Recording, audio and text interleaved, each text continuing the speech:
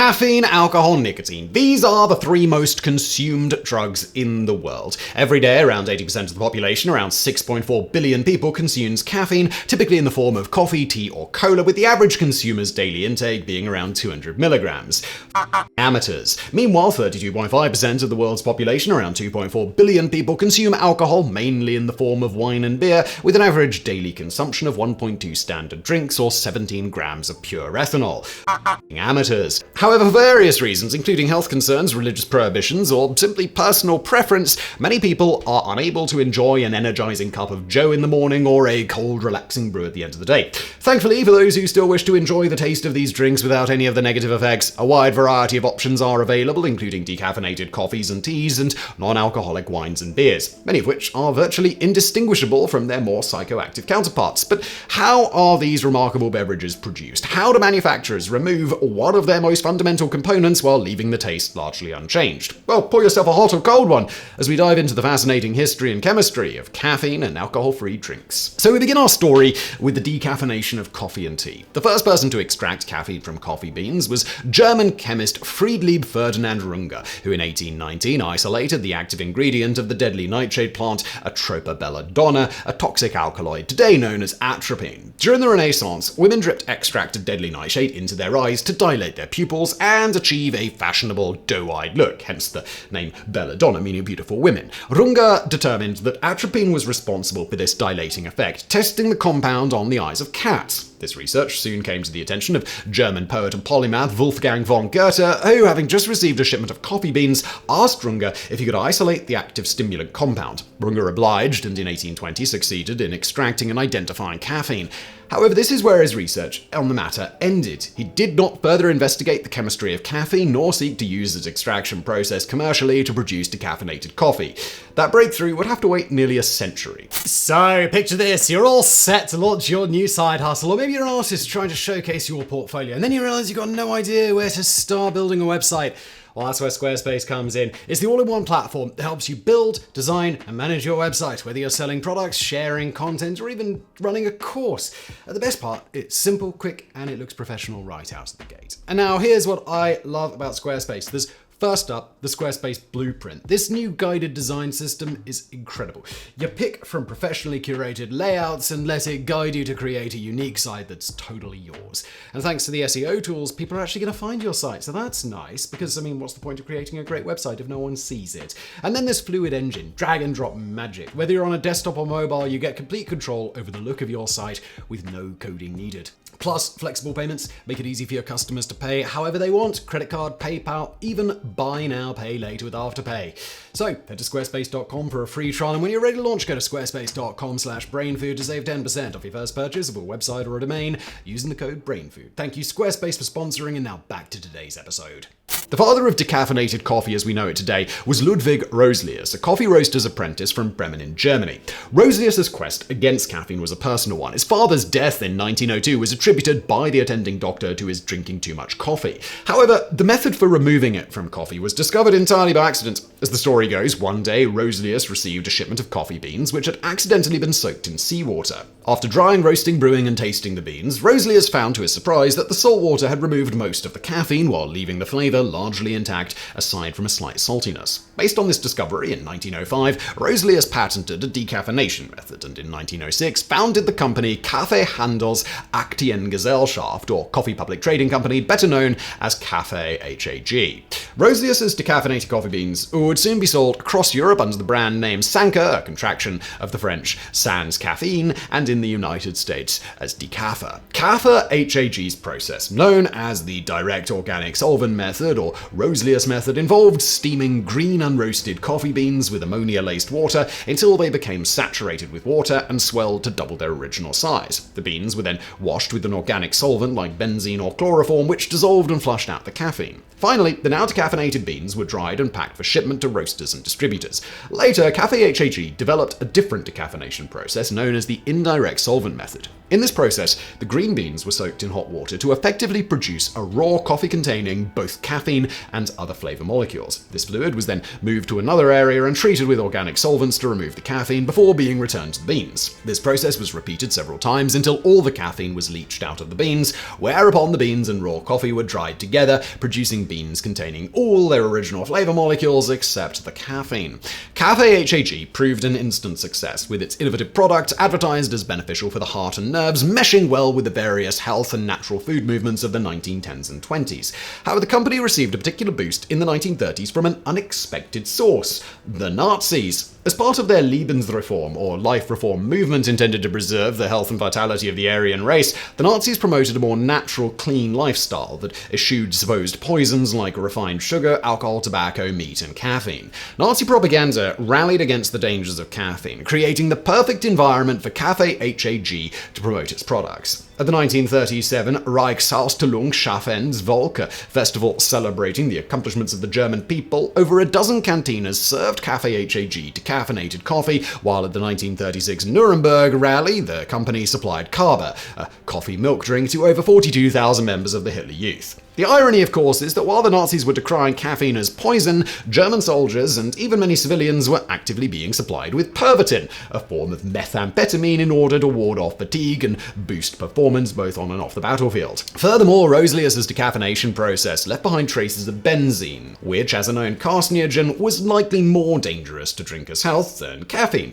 For this reason, the modern direct decaffeination process uses safer solvents such as dichloromethane or ethyl acetate.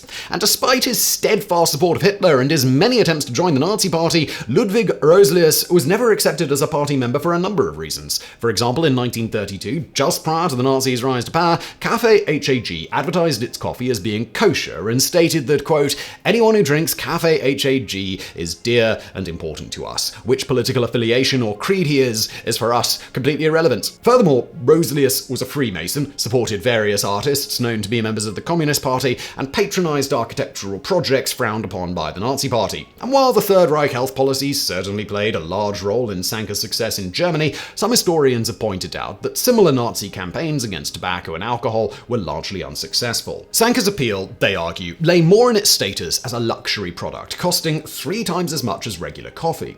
Nor did Café HAG's affiliation with the Nazis affect its popularity elsewhere. Indeed, Sanker is still sold around the world to this day, being a subsidiary brand of the Kraft Heinz multinational food corporation. Interestingly, in addition to being the first successful brand of decaf coffee, Sanker played another influential role in modern coffee culture. To help its products stand out, Café HAG sold Sanker in glass jars with distinctive bright orange labels. During the First World War, the American subsidiary of Café HAG was confiscated by the Office of Alien Property Custodian and turned into an independent American company, which in 1932 was purchased by General Foods. To help promote its new product, General Foods distributed coffee pots to cafes and restaurants across the country with handles or lids painted bright orange. This practice made it so easy for waitstaff to distinguish between regular and decaf coffee, and so it became ubiquitous to this day that orange coffee pots are universally associated with all decaf coffee, not just Sanker. And for more on another popular beverage that originated in the Third Reich, please do check out our previous video, how World War II created one of the world's most popular soft drinks. In 1933, just as Ludwig Roselius and Café HAG were starting to cozy up to the Nazi Party, a new decaffeination process known as the Swiss water method was developed, which did not use any toxic organic solvents, only water.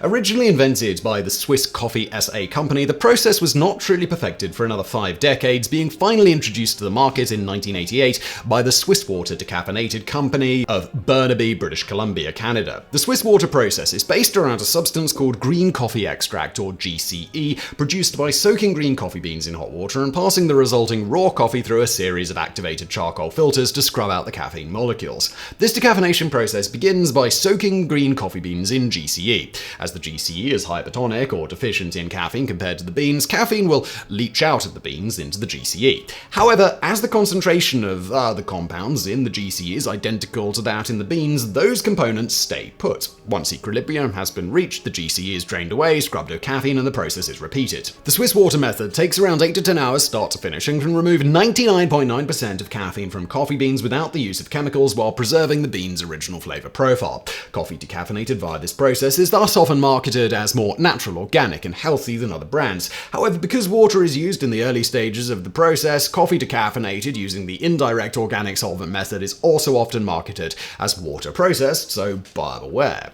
The fourth common method used to decaffeinate coffee, and also tea by the way, is perhaps the most exotic, the supercritical carbon dioxide method. Now, as we all learned in elementary school, matter can exist in 3 basic forms: solid, liquid, and gas. And yes, I can hear all of you pedants in the audience screaming, "Also plasma, Simon," but it's not relevant to today's discussion, is it? Which of these states a particular substance exists in depends on 2 factors: pressure and temperature. For example, at low temperatures and pressures, carbon dioxide is a gas. At low temperatures and high pressures, it is a liquid, while at even lower temperatures and higher pressures, it is a solid, what we typically call dry ice. However, above 304.128 Kelvin and 7.3773 megapascals, what is known as the critical point, carbon dioxide undergoes a strange transformation, attaining a state halfway between a liquid and a gas. This phase, known as supercritical carbon dioxide, is an excellent and versatile solvent and widely used in industry for countless tasks, including dry cleaning clothing, extracting essential oils and other plant compounds, cleaning pesticides from grain and other crops, and extracting caffeine from coffee beans and tea.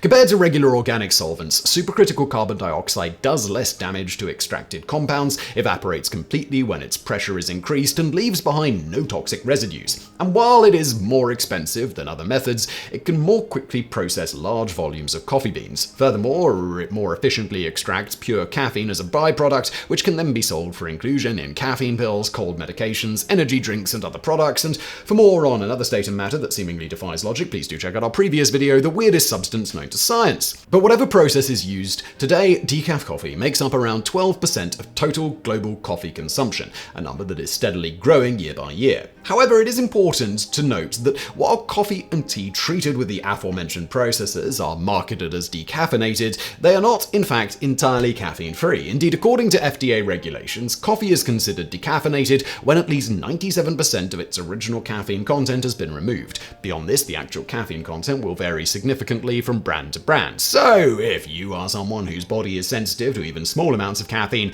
it is probably best to avoid decaffeinated coffee or tea altogether and stick to herbal tea, hot chocolate, and other alternatives. Or you may want to try out one of the newest entries in the field of decaffeinated beverages, naturally caffeine-free coffee.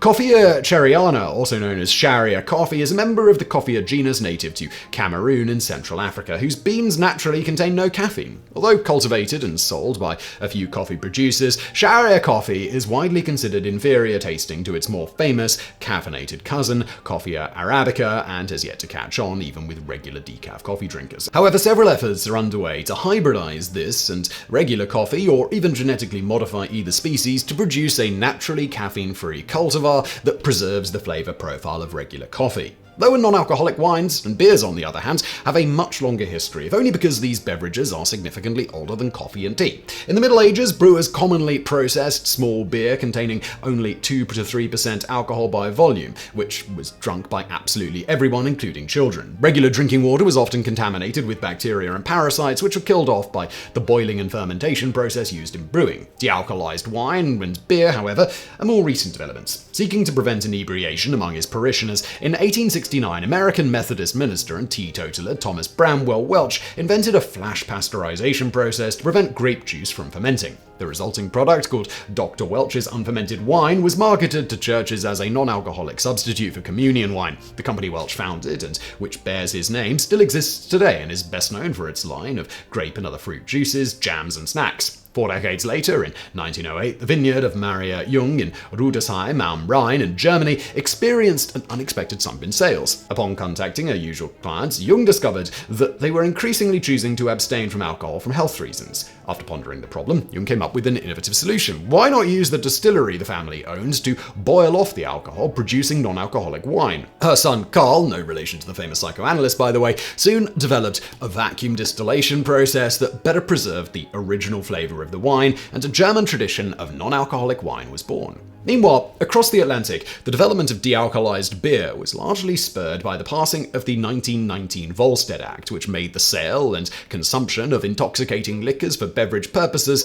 illegal in the United States. The Act defined intoxicating liquors for beverage purposes as those containing more than 0.5% alcohol by content, a cutoff which rankled alcohol producers. 0.5%, they complained, was less than the alcohol content of sauerkraut and not based on any scientific data on intoxication. In reality, legislators had simply borrowed this figure from the Internal Revenue Service, which used it to distinguish taxable beverages from non-taxable ones. Yet despite mass protests by alcohol producers and labor organizations, including a 20,000-man march down New York's Fifth Avenue on the 4th of July 1919, the government held firm, and in the face of prohibition, breweries, wineries, and distilleries were forced to take creative measures in order to stay in business. Many major breweries, including Schlitz, Anheuser-Busch, Pabst, and Miller, responded by producing near beers, or malt beverages like Bevo, Pablo, Vivo, and Famo, which were regular beer which had been boiled to bring the alcohol content to the near 0.5% limit. Amusingly, near beer was often surreptitiously delivered to customers with a separate package containing the alcohol which had been boiled off, which could be reinserted into the beer using a syringe to create so-called needle beer. Yet while near beer was likely better than nothing for thirsty Americans, the flavor that resulted from the dealcoholization process left much to be desired, leading one dissatisfied customer to quip, "Whoever called it near beer was a poor judge of distance." Other prohibition dodges were even more brazen. In addition to near beer, many breweries produced malt extract, which, while perfectly legal in itself, could easily be mixed with water and yeast to produce homebrew beer. Similarly, Fruit Industries Limited, a front company of the California Vineyardist Association, sold bricks of grape concentrate called Vine Glow. Though officially intended for making grape juice, the Vine Glow bricks came packaged with an oddly specific and very cheeky warning. It read, "After dissolving the brick in a gallon of water, do not place the liquid in a jug away in the cupboard for 20 days because then it would turn into wine." With the repeal of Prohibition in 1933, the market for non-alcoholic wine and beer suddenly dried up, not to be revived for another 4 decades. In the 1970s, Texas-based oil worker Manny Zelzer spent a great deal of time traveling to and from the Middle East. There, many of his friends and colleagues had developed a taste for American beer and asked him to bring some back from home. However, due to Islamic prohibitions, many Middle Eastern countries had banned the production or importation of alcohol. Zelzer got around this problem by boiling his favorite brands to remove the alcohol before importing them. This dealcoholized beer proved so popular that Zelzer soon launched his own brand, Texas Select, which by the 1980s was being sold across the Middle East and in countries such as Japan, Canada, and Korea. This was followed in 1990 by the launch of O'Dowd, still one of the most popular non-alcoholic beers on the market. While initially slow to catch on, non-alcoholic beers and wines steadily grew in popularity thanks to growing public concerns over the negative health impacts of alcohol.